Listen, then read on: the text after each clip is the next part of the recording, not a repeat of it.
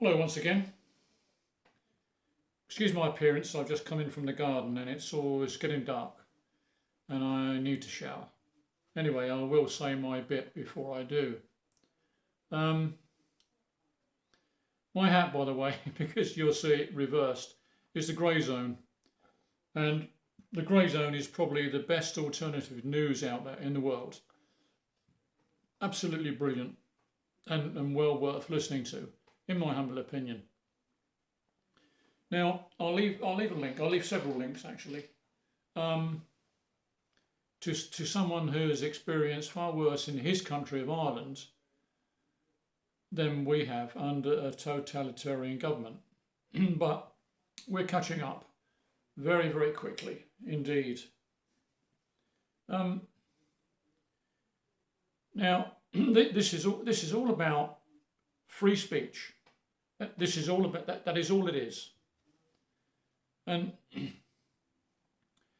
we are, if you read in the books, we are told that free speech is the bedrock of democracy.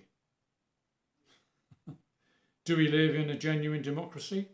Or is it a bureaucratic authoritarian one imposed by certain powerful elites, elite entities parading as our so-called guardians?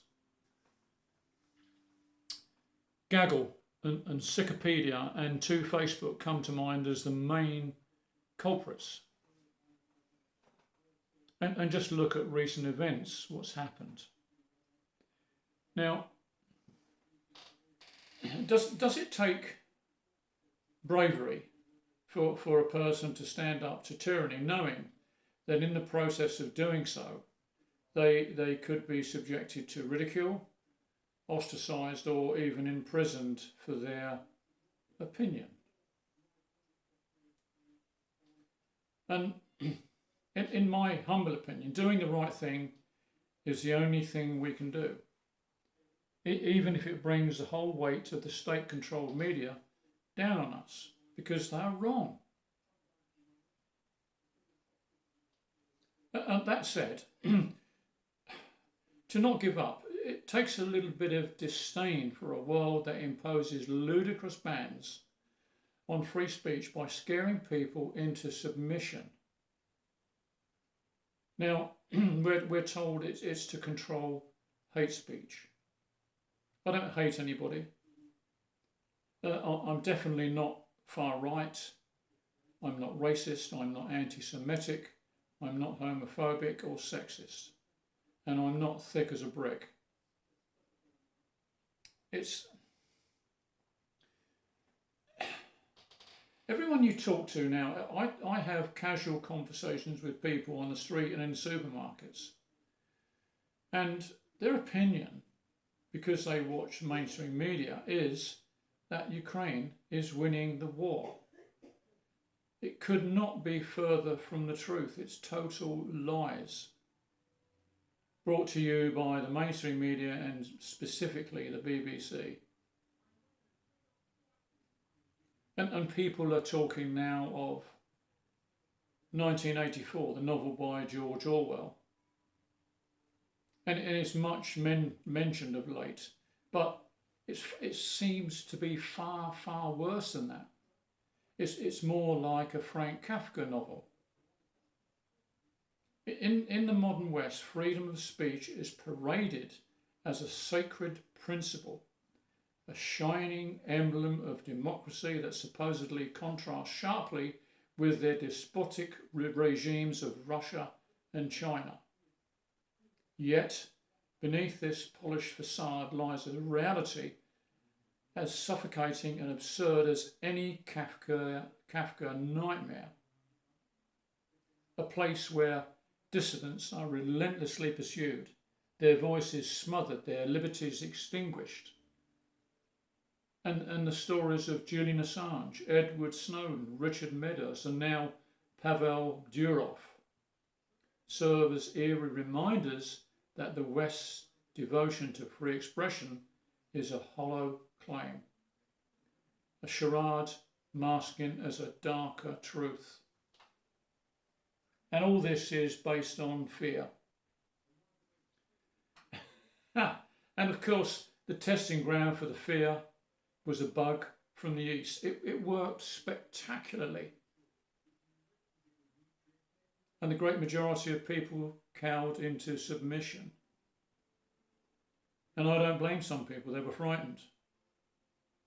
But the fear came from the governments and the media.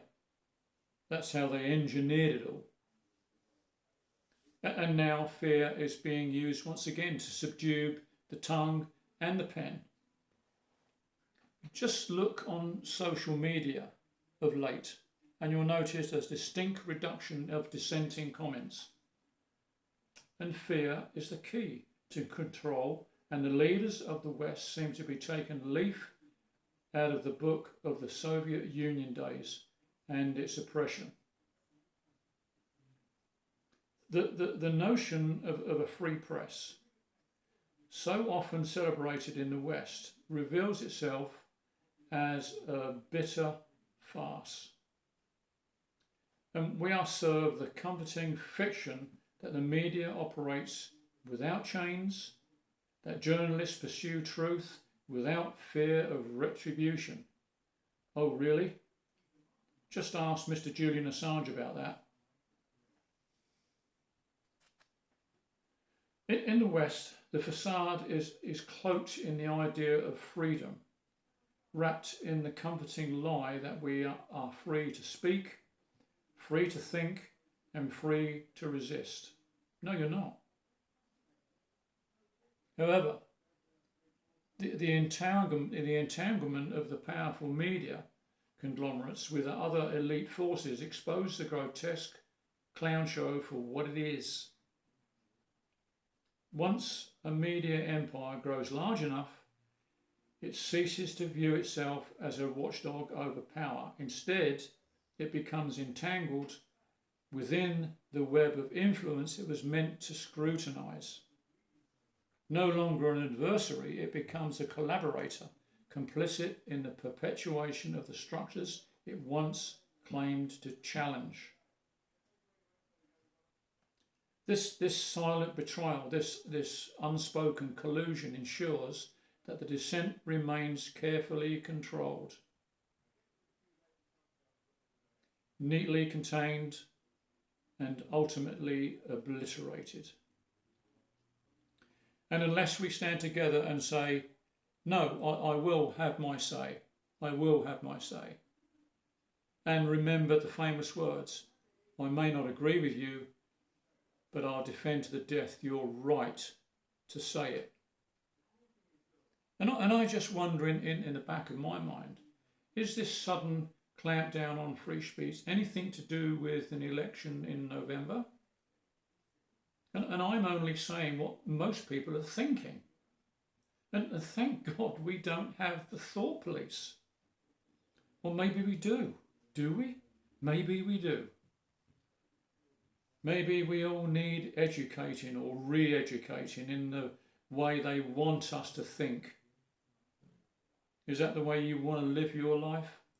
Under control? Especially from someone like we've just elected as a Prime Minister. I don't hate the man, but I certainly dislike him with intensity. And I'm sure most of you will join me in that. So, thank you for listening to an old man in a chair. It's later than I thought it was, but there you go. I've made my opinion and I will publish it. Thanks for listening. Bye-bye.